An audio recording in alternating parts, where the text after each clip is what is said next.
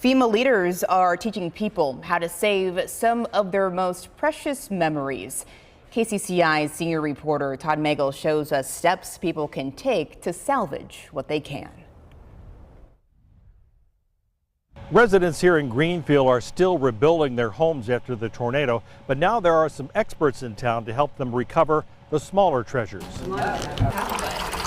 And you gently agitate it to try and get that debris off of the photograph. Sarah Caruso knows how to save memories. She's part of a FEMA team in Greenfield offering advice to tornado victims who are trying to restore water-damaged personal belongings, particularly photographs. Photographs are the #1 thing that people just really don't want to lose, and they're people's memories of their family and their life, and to some people that can be the most devastating thing if they have to lose that. Kara Griffin heads the FEMA team that travels across the country to disaster sites.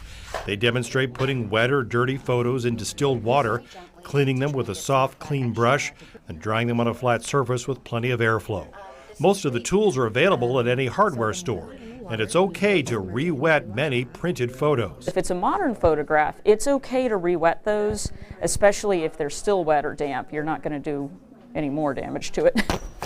They even have tips on what to do if you don't have time to immediately clean bigger items like books. What you can actually do is wrap them in freezer paper, stick them in a freezer, and it'll buy you a little bit of time as it sits in stasis. It's good advice for homeowners who lost nearly everything in the May tornado, people like Bob and Barbara Queck. Well, it's memories of